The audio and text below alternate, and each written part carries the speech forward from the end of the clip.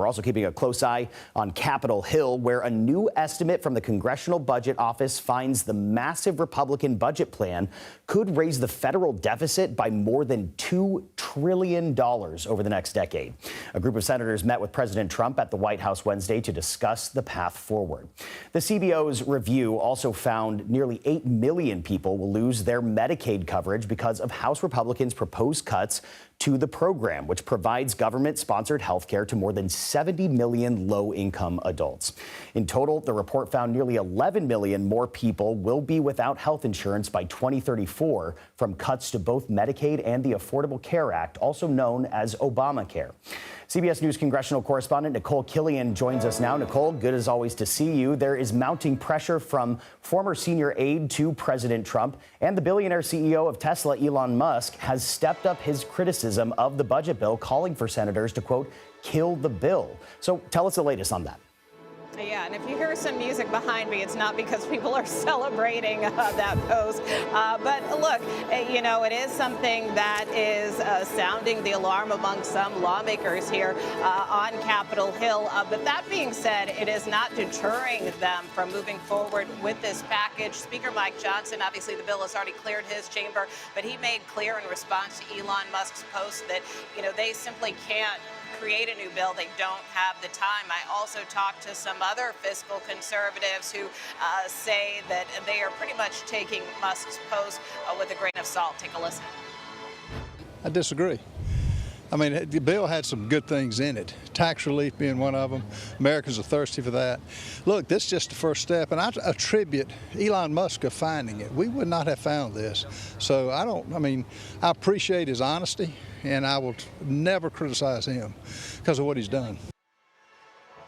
That was Ralph Norman, a congressman from South Carolina. I mean, he's about as conservative as you can get and was one of the final holdouts with the House package. He told me that he would vote for this bill again if he could. So, you know, from that standpoint, as you heard him say there, you know, he is not deterred by Musk's comments. He kind of understands where he is coming from. And that's kind of by and large what we've heard from other congressional Republicans. Look, they get his points with respect to, you know, not wanting to add to the debt or the deficit, but at the same time, many of them do feel that they have an obligation to pass the president's agenda. Nikole Killion reporting for us on Capitol Hill with what sounds like a full orchestra. Nikole, thank you. Or a Dixie band. Or a Dixie band. Take Stand corrected. All right. Oklahoma Republican Senator James Lankford joins us now. Mr. Senator, thank you so much for coming on. You were part of a group of Republicans from the Senate Finance Committee who met with President Trump. What happened in the meeting? Yeah, we had a great conversation, actually, in the meeting just about the next step on this. We've now had 215 House Republicans that have been able to put their fingerprints on this bill. The Senate now has it, and we've got to be able to make sure this lines up with the Senate, the House, and with the White House on it. So this is just a coordination meeting to be able to talk through how we actually get the bill done and the final details we're working through. Obviously, we've been talking about the CBO report. What are your thoughts on that? It found that the budget bill will increase the deficit by $2.4 trillion over the next decade. Tell us what you're thinking.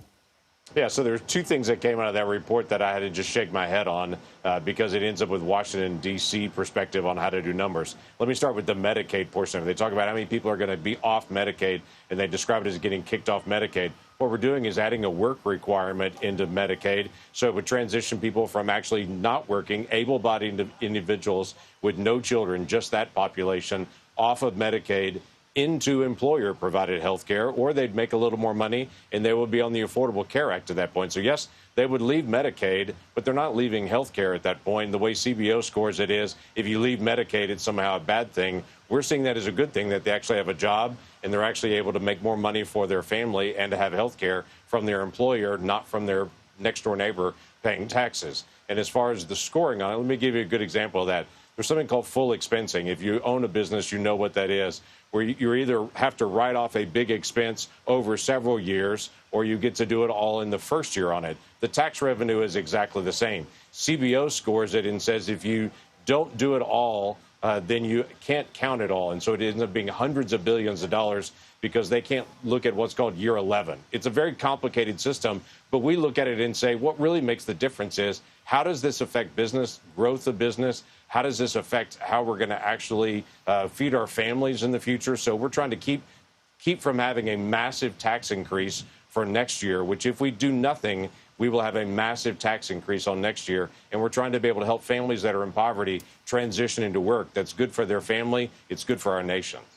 So, Mr. Senator, walk us through the politics here. How does the Senate make changes to this bill without upsetting different factions in the House? Yeah, we're all keenly aware. We have open communication with the House, among Senate leaders and among all the senators of the Republican side, and to say, let's talk about this all together. So we're actually taking those steps together. We're very committed. We want to be able to make sure we have a secure border. We want to make sure we have a strong national defense. We want to make sure that we don't have the largest tax increase in American history, January the 1st. And if we do nothing, that's what's going to happen. And we actually want to be able to incentivize work. We have the work incentives on our other social safety net programs like food stamps, what's called SNAP, or on what's called temporary assistance for needy families. Those have a work requirement, but it doesn't have that for Medicaid for healthy adults with no dependents. We think it should also be there, and we think it's good for the families, and I think it's good for the country. Obviously, one thing that we hear time and time again coming out of Washington is the debt ceiling. Do you agree with Senator Rand Paul that Congress should not raise the debt ceiling? And just a quick answer, Mr. Senator. I do not, actually. I think we have to raise the debt ceiling. That is essential to our economy. But the reason that we need to be able to do this is to be able to find ways to be able to say, what are we doing to deal with our debt? That's what we're dealing with in the country. At the same time, we're dealing with the debt ceiling. That's why we have the argument at all. One other thing that I want to cover in this conversation is the comments from Elon Musk. Do you think Elon Musk's opposition will doom this bill or impact it in any way? I don't. Elon Musk wants to have even more cuts. We understand that. We do as well. But you got to have 215 Republicans in the House agree to it. You got to have 51 Republicans in the Senate and the White House agree to it. There's a lot more many of us, myself included, would love to be able to do. But let's take the first step. Let's get the first step done. I'm not one of those folks that says if you don't get everything, you should do nothing. I say do as much as you can right now. Come back and actually work some more, and keep going. Americans want to see progress, not just obstruction. And this is progress on dealing with our debt and also dealing with our tax policy. All right, we'll just have to see how it all shakes out. Senator James Lankford, we appreciate your time. Thank you, Mr. Senator. You bet. Good to see you again.